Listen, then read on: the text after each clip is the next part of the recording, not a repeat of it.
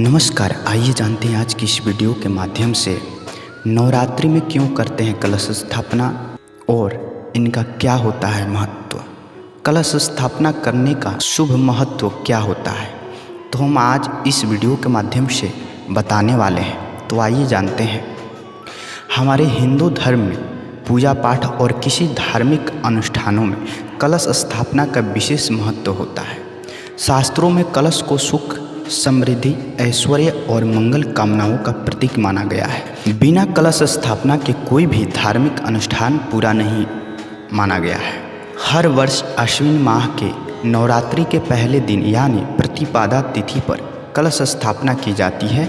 इसलिए नवरात्रि पर माँ दुर्गा की पूजा करते समय माता की प्रतिमा के सामने कलश स्थापना वरुण और अग्नि को साक्षात देवता माना जाता है। वरुण का प्रतीक कुंभ है।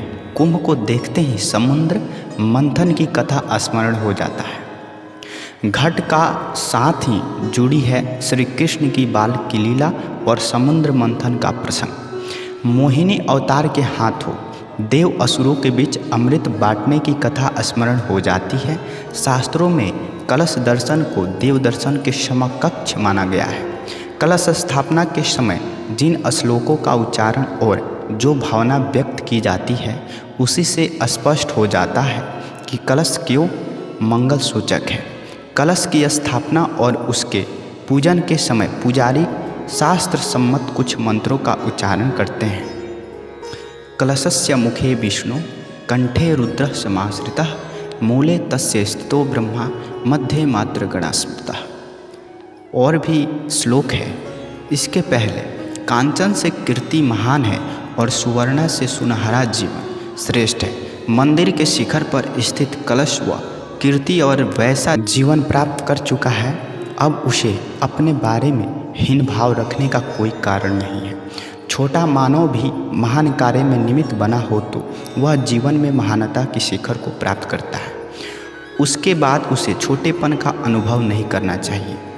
कलश भारतीय संस्कृति का अग्रणी गण प्रतीक है। इसलिए तो महत्वपूर्ण सभी शुभ प्रसंगों में पुण्यवाचन कलश के साक्षी में तथा सान्निध्य में होता है। प्रत्येक शुभ प्रसंग या कार्य के आरंभ में जिस तरह विघ्नहर्ता गणपति जी की पूजा की जाती है उसी तरह कलश की भी पूजा होती है। देव पूजा की स्थापना पर इस कलश को अग्रस्थान प्राप्त होता है। पहले इसका पूजन, फिर इसके नमस्कार और बाद में विघ्नहर्ता गणपति को नमस्कार। ऐसा प्राधान्य प्राप्त कलश और उसके पूजन के पीछे अति सुंदर भाव छिपा हुआ है। नवरात्रि के शुभ पर्व में कलश पर स्वस्तिक चिन्ह अंकित करते ही सूर्य आकर उस पर आसनस्थ होते हैं। कलश को सजाते ही वरुण देव उसमें विराजमान होते हैं। जो संबंध कमल सूर्य का है वही संबंध कलश वरुण का है।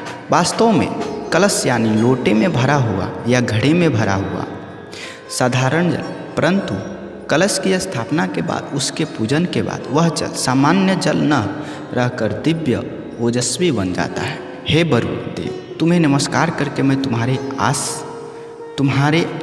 पास आता हूँ। यज्ञ में आहुति देने वाले की याचना करता हूँ कि तुम हम पर नाराज मत होना, हमारी उम्र कम नहीं करना आदि वैदिक दिव्य मंत्रों से भगवान वरुण का आवाहन करके उनकी स्थापना की जाती है और उस दिव्य जल का अंग पर अभिषेक करके रक्षा के लिए प्रार्थना की जाती है। कलश पूजन की प्रार्थना के श्लोकों भी भावपूर्ण हैं। उसकी प्रार्थना के बाद वह कलश केवल कलश नहीं रहता, किंतु उसमें पिंड ब्रह्मांड की व्यापकता समाहित हो जाती है। कलशस्य मुखे विष्णु कंठे रुद्र समाश्रितः मूले तस्य स्थितो ब्रह्मा मध्ये मात्र गणा स्मृतः। कुक्षौ तु सागरा सर्वे सप्तद्वीपा वसुंधरा ऋग्वेदोऽथ यजुर्वेद सामवेदो हेतर्णः। अंगैश्च सहिता सर्वे कलशन्तु समाश्रितः अत्र गायत्री सावित्री शांति पुष्टिकरी तथा। आयन्तु मम शान्त्यर्थं दुरितक्षयकारिकाः सर्वे समुद्राश्रितस्तीर्थानि जलदा नदाः। आयन्तु मम शान्त्यर्थं दुरितक्षयकारिकाः। हमारे ऋषियों ने छोटे से पानी के लोटे में सभी देवताओं, वेद, समुद्र, नदियाँ, गायत्री, सावित्री आदि की स्थापना कर सापेक्ष और शांति की भावना से सभी को एक ही प्रतीक में लाकर जीवन में सम्मत साधा है। बिंदु में सिंधु दर्शन कराए हैं। नए घर में प्रवेश करने से पहले कुंभ रखने की प्रथा प्रचलित है। जलपूर्व कुंभ की तरह घर भावपूर्ण और नवपल्लवित रहे, ऐसी मंगल कामना इसके पीछे रही है।